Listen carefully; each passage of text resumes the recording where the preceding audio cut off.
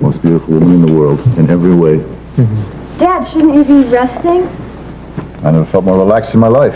I'm surprised to see you still up after your long first day of waiting tables at the yacht club. Well, if I go to sleep, I'll just wake up again when Rosanna gets home from her date with Hutch. Oh, would you like some pear or some hot chocolate? No, the calories. Oh, I wouldn't be able to get into my uniform. Dad, you know what? I've been thinking of getting contact lenses. Lenses? I thought you always said they gave you too much trouble. Well, Hutch says that I probably shouldn't wear my glasses around the pool. I took them off when I was getting a swimming lesson, and someone almost stepped on them. Well, I see. Yeah, I guess I could get you some lenses. No, I'll get it myself. I got a paycheck coming in now. Oh, that's right. I guess you do. Debbie, I know you were hoping to have a swimming lesson from Hutch after work today. Oh, hey, no big deal. I think I'll go and get some air. Ned. It's okay. Should be all right. Yeah, I sure hope so. Hi, hope you guys... Where's Emma? What's going on? We'll tell you later. If we don't act fast, I'm not sure who's gonna make it. No sign of him, Margot. That bedroom's a mess. Now, I can't believe Scott would just walk out of here, leaving the door unlocked, all the lights on. Yeah, it makes you wonder.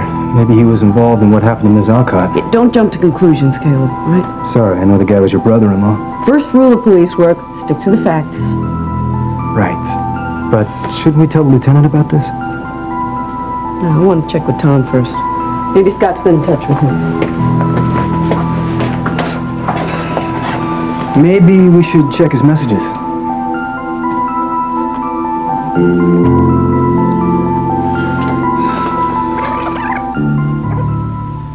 Scott, it's Neal. If you're there, please pick up the phone. I know you're furious with me, but we have to talk.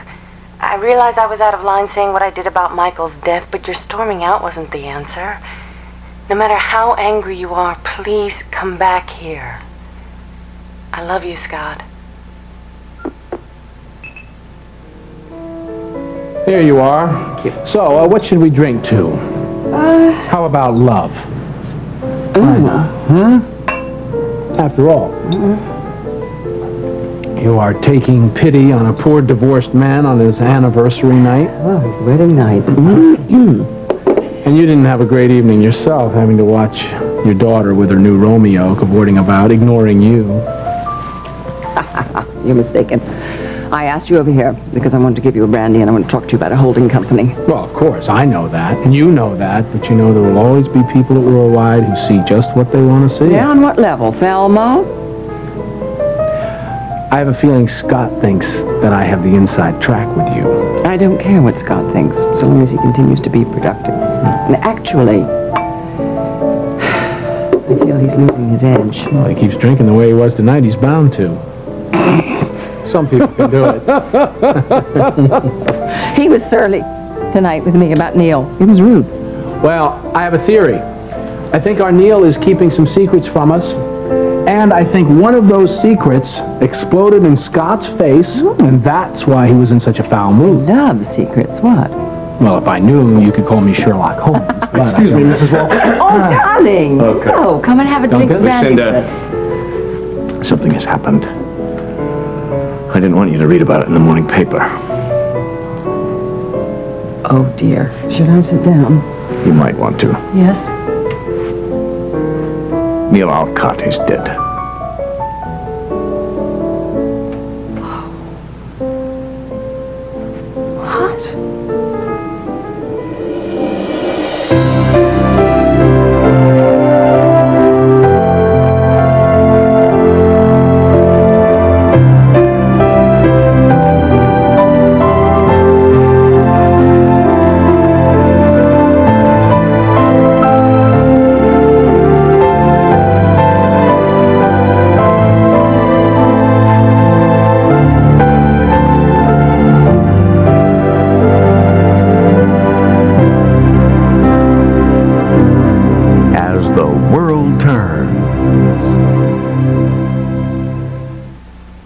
So we got back from the cellar and we're sitting outside Cal's just talking and hanging out, and the next thing I knew, I sort of heard the Comet whinnying a little bit. I didn't think anything of it, but Hutch knew right away that something was wrong. You know, I'm going to go get my boots on, okay? So we went out to check on him, and he's out of his stall. He's laying on the stable floor. His eyes are rolled back up in his head. His tongue is hanging out. I'm almost positive that it's colic. Oh, that's what babies get. Well, yeah, but it's much more serious in horses. See, the gut goes into a spasm. It can kill him. How did they get that? It's probably from something he ate. I don't know. I hope that Emma gets in touch with the doctor. I know there's some kind of shot that you can give to him. Is there anything else you can do? The only thing you can do is just try and get him up and get their digestive system working again. But we tried coaxing him up. He doesn't want to budge. He's just laying there. Okay, thank you. I'll wait here for the call. Thank you. Well? Oh, Dr. Swenson is delivering a cow breech birth or something. She's going to get him the message as soon as possible. She's going to call the other doctor and have him call me. I'll wait here. You should get the horse up on his feet. Get him moving around. Okay, let's go. Let's go. I'm not going to let that horse die. It just doesn't seem possible. She was fine. She was healthy, in fine form. Earlier, what happened? Was there an accident with her car? No, I received an anonymous tip to go to Neal's apartment. I would find a dead body. I thought it might be a hoax, so I went myself before I called the police. And when I arrived, I found the door partially open and Neal dead on the floor. The police arrived shortly after I did. They probably got an anonymous tip as well. Well, but I mean, it's impossible to even believe this. She was so vital. She was so full of life. What was it? An intruder or something? What did they do? What happened? The police have asked me not to divulge any details. Great. Scott. Does Scott know? No, not as far as I know. Margot tried to reach him from Neal's apartment. She and Caleb Snyder have gone over to his apartment to wait for him. Oh, my God. The poor man. He absolutely adored her. So did Royce Keller, apparently. Oh, I think you're wrong about that. He was barely civil. They socialized a little bit. What? Royce Keller and Neal Alcott were brother and sister. Looks like he packed up and left in a pretty big hurry. Facts, Caleb. Somebody, not necessarily Scott, went through his closet and bureau drawers. Well, you don't know for a fact if anything's missing. Right, maybe there wasn't even an extra suitcase. Maybe he didn't have a complete set. Or maybe the intruder took the stolen goods in the suitcase out of the apartment, right? No sign of forced entry. Yeah, well, no sign visible. We haven't done a complete search. Just seems like a pretty big coincidence, that's all, considering what happened to Ms. Alcott. What about that message on the machine? What? People in love have arguments all the time. Sounded like they were arguing about Michael Alcott's death. Now, I know you had doubts about closing that case. Maybe now they'll reopen it, huh? Now that we know that Royce was Neal Alcott's brother, it puts a whole new spin on things. Yeah. Look, I know this isn't fact. It's just a hunch, okay? But just suppose that Scott killed Michael Alcott, and Neal found out about it and confronted him with it. Maybe he panicked, got violent. I don't know. Maybe he... Caleb, look. Scott loved Neal deeply. He wanted to marry her. Margot, at the academy they taught us that in domestic situations like this, 9 times out of 10, Scott? the victim knows the killer. Not a killer. Okay. But shouldn't we at least take the tape down to the station? We can't. We don't have a warrant.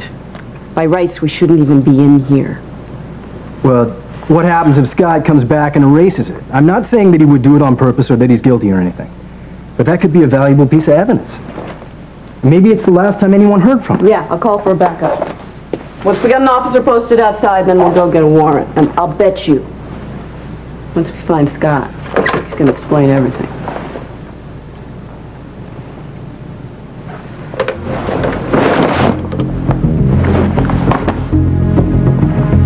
Hey, what's this? What? A scrapbook. It's filled with articles about Michael Alcott's death.